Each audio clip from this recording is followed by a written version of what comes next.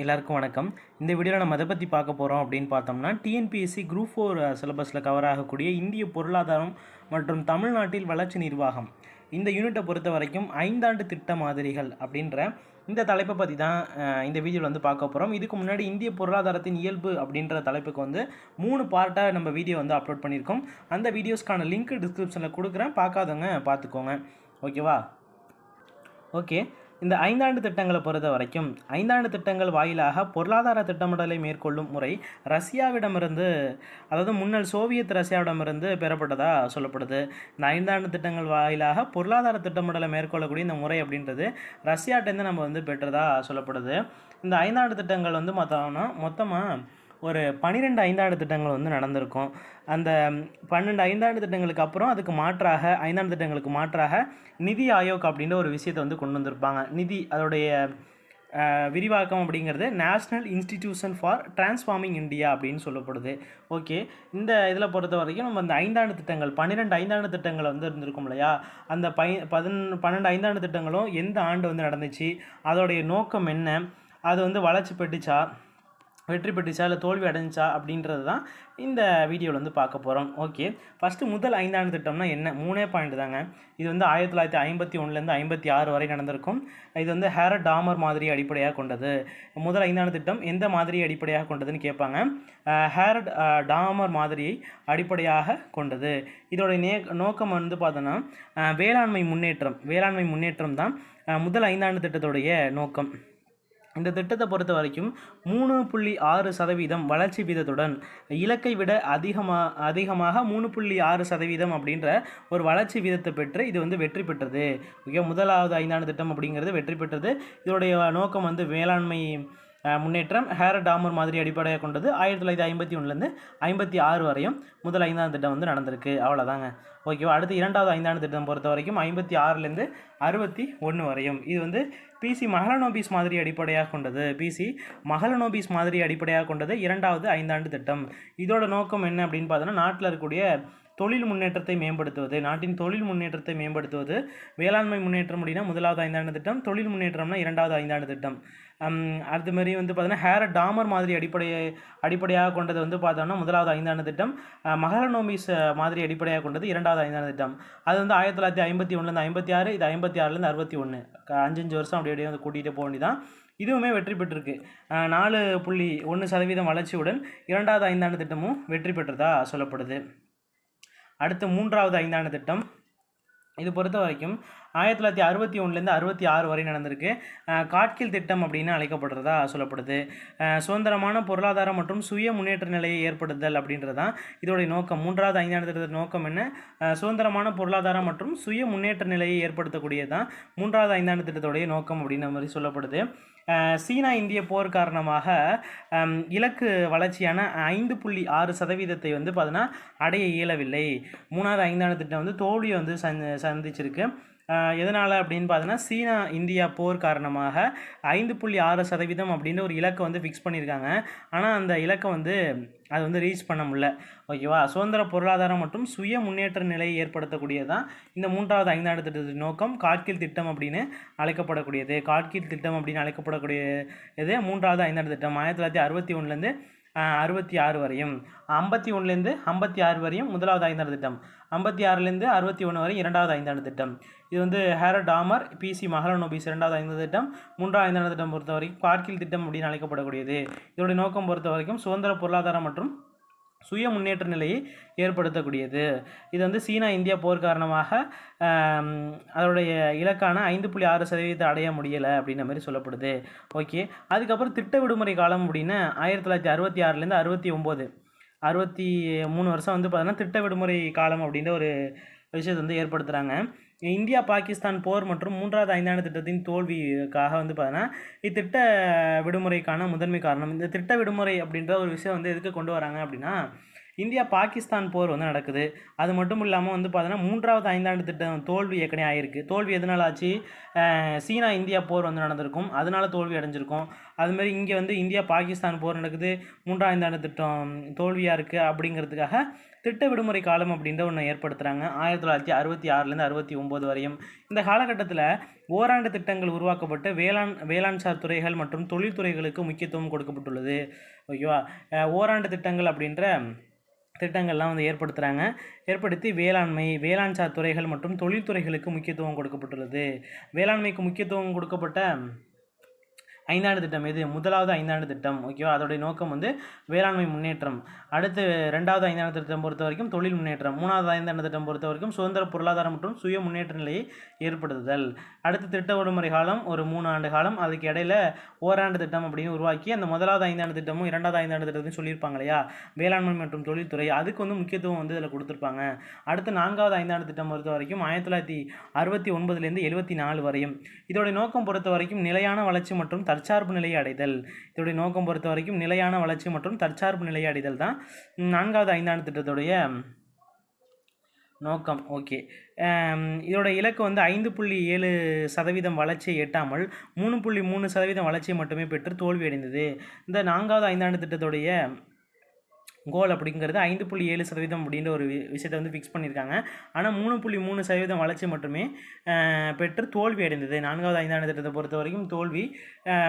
நிலையான வளர்ச்சி மற்றும் தற்சார்பு நிலை அடைதல் தான் வந்து பார்த்தோம்னா இதோடைய நோக்கமாக வந்து இருக்குது. ஓகே, அடுத்து 5வது ஐந்தாண்டு திட்டத்தை பொறுத்த வரைக்கும் 1974லேருந்து 79 வரை நடந்திருக்கும். ஆனால் 78, அதாவது முடியறதுக்கு ஒரு வருஷத்துக்கு முன்னாடியே வந்து பார்த்தோம்னா இந்த 5வது ஐந்தாண்டு திட்டத்தை வந்து கைவிட்டிருப்பாங்க. இதோடைய நோக்கம், இந்த 5வது ஐந்தாண்டு திட்டத்தின் நோக்கம் அப்படிங்கிறது வேளாண்மை தொழில்துறை மற்றும் சுரங்க தொழிலுக்கு முக்கிய முன்னுரிமை வந்து கொடுக்கிறது. வேளாண்மை தொழில்துறை மற்றும் சுரங்க தொழிலுக்கு முன்னுரிமை கொடுக்கக்கூடியது தான் 5வது ஐந்தாண்டு திட்டம்.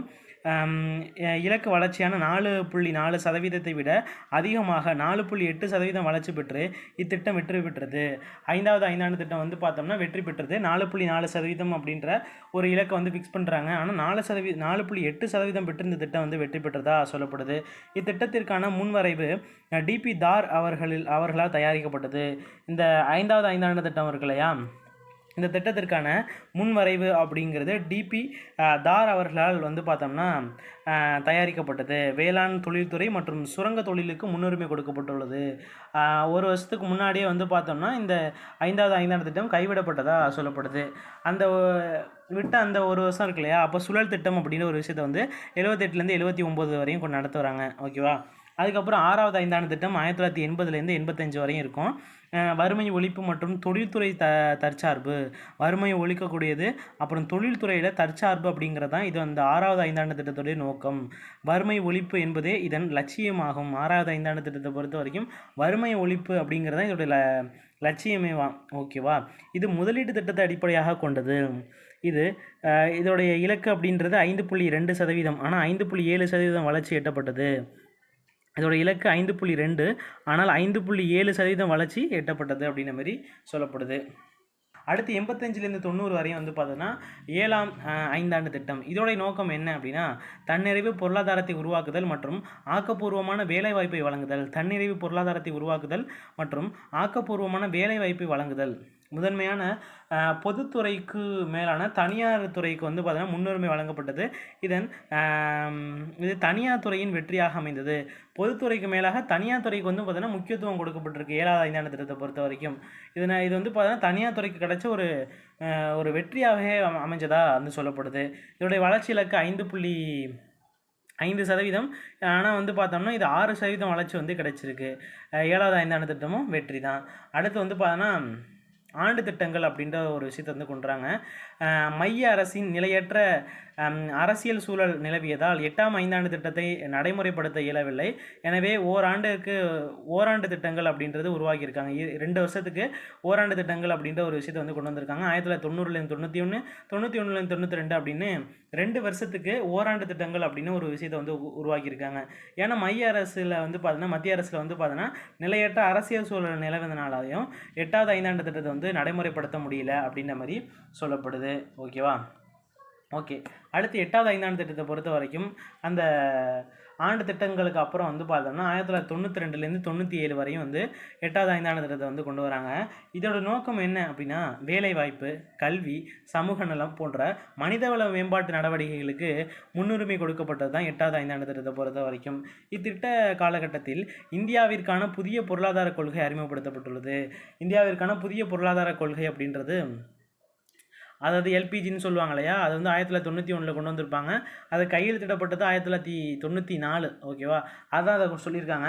இத்திட்ட காலகட்டத்தில் இந்தியாவிற்கான புதிய பொருளாதார கொள்கை லிபரலைசேஷன், பிரைவேட்டைசேஷன், குளோபலைசேஷன் அப்படின்ற ஒரு விஷயத்தை வந்து அறிமுகப்படுத்தியிருப்பாங்க.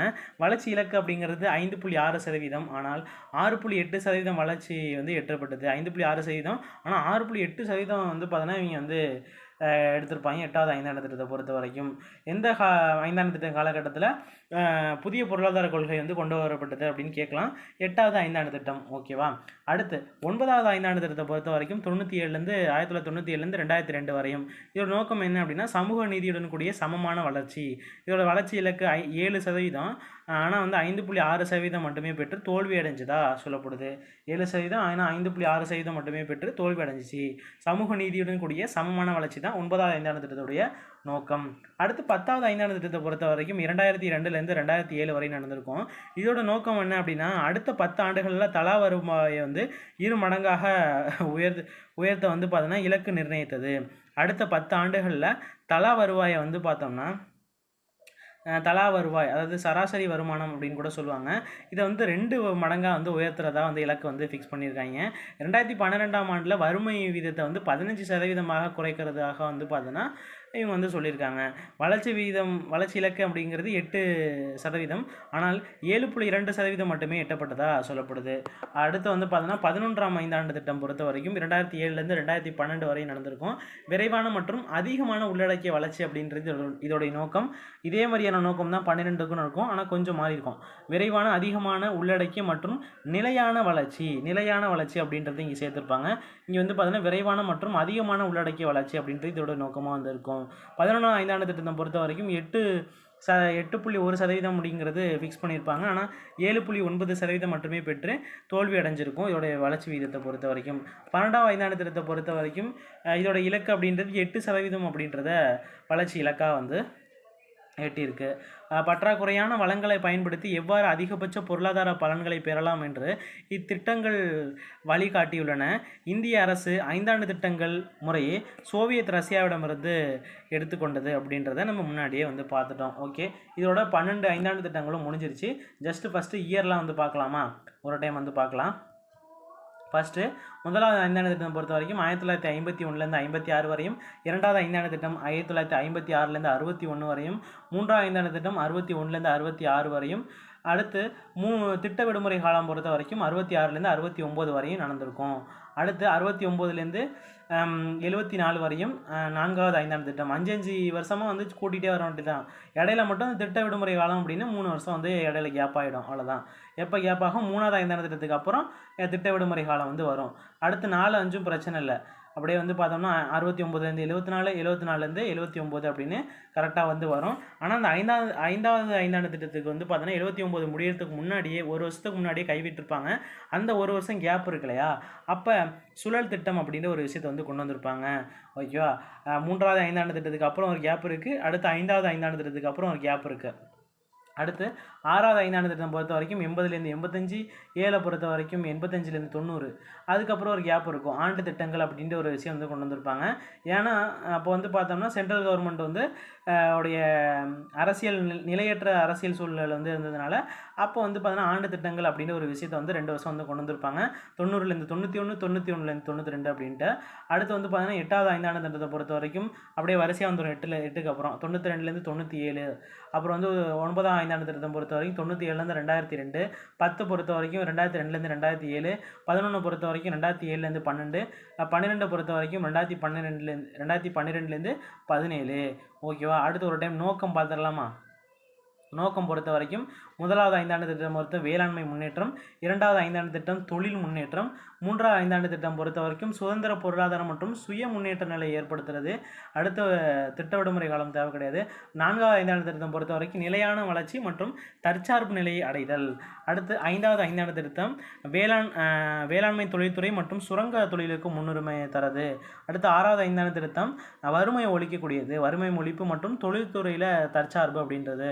ஏழாவது ஐந்தாண்டு திட்டத்தை பொறுத்த வரைக்கும் தன்னிறைவு பொருளாதாரத்தை உருவாக்குதல் மற்றும் ஆக்கப்பூர்வமான வேலை வாய்ப்பு வழங்குதல். அதாவது வந்து பார்த்தீங்கன்னா இதை வந்து பொறுத்த வரைக்கும் தனியார் துறைக்கு முக்கியத்துவம் கொடுத்துருப்பாங்க ஏழாவது ஐந்தாண்டு திட்டத்தை பொறுத்த வரைக்கும். அடுத்து எட்டாவது ஐந்தாண்டு திட்டத்தை பொறுத்த வரைக்கும் வந்து பார்த்தீங்கன்னா வேலைவாய்ப்பு, கல்வி, சமூக நலம் போன்ற மனிதவள மேம்பாட்டு நடவடிக்கைகளுக்கு முன்னுரிமை கொடுக்கப்பட்டுள்ளது. மனிதவள மேம்பாட்டு நடவடிக்கைகளுக்கு எட்டாவது ஐந்தாண்டு திட்டத்தில் முன்னுரிமை கொடுத்துருக்காங்க. ஒன்பதாவது ஐந்தாண்டு திட்டத்தை பொறுத்த வரைக்கும் சமூக நீதியுடன் கூடிய சமமான வளர்ச்சி. பத்தாவது ஐந்தாண்டு திட்டத்தை பொறுத்த வரைக்கும் அடுத்த 10 வருஷத்தில் தலா வருமானத்தை வந்து 2 மடங்காக வந்து உயர்த்துறதாகவும் 2012ஆம் ஆண்டுடைய வறுமை விகிதத்தை வந்து பார்த்தோன்னா 15% வந்து பார்த்தோம்னா குறைக்கிறதாகவும் சொல்லியிருப்பாங்க. அடுத்து வந்து 11ஆம் ஐந்தாண்டு திட்டத்தை பொறுத்த வரைக்கும் விரைவான மற்றும் அதிகமான உள்ளடக்கிய வளர்ச்சி. இதே மாதிரி தான் 12 இருக்கும். நிலையான வளர்ச்சி அப்படின்றத சேர்த்துருப்பாங்க. விரைவான, அதிகமான உள்ளடக்கிய மற்றும் நிலையான வளர்ச்சி. அடுத்து வந்து பார்த்தோம்னா போதும், இதோட வந்து போதும். ஏற்கனவே எல்லாமே பார்த்தாச்சு. எதுவும் தெரியல அப்படின்னா திரும்பி ஃபஸ்ட்லேருந்து இந்த வீடியோ வந்து பார்த்தீங்க அப்படின்னா ஓரளவுக்கு புரிதல் ஏற்படும். இந்த பாயிண்ட்ஸ்லாம் நம்ம படித்தாலே போதுமான ஐந்தாண்டு திட்டத்தை பொறுத்த வரைக்கும். இதுக்கப்புறம் வெளிலேருந்து பெருசாக வந்து கேட்கறதுக்கான வாய்ப்புகள் அப்படின்றது ரொம்பவே கம்மி தான். ஓகே, இது போல் வந்து பார்த்தீங்கன்னா டிஎன்பிஎஸ்சி சிலபஸில் கவர் ஆகக்கூடிய ஒவ்வொரு தலைப்பையும் நீங்கள் தனித்தனியாக வீடியோஸில் தெரிஞ்சுக்கணும், அதாவது ஸ்கூல் புக்கில் இருக்கக்கூடிய எல்லா விஷயம் கோர்மையாக ஒரே இடத்துல நீங்கள் தெரிஞ்சுக்கணும்னு நினச்சிங்கன்னா மறக்காம நம்ம சேனலை சப்ஸ்கிரைப் பண்ணி வச்சுக்கோங்க.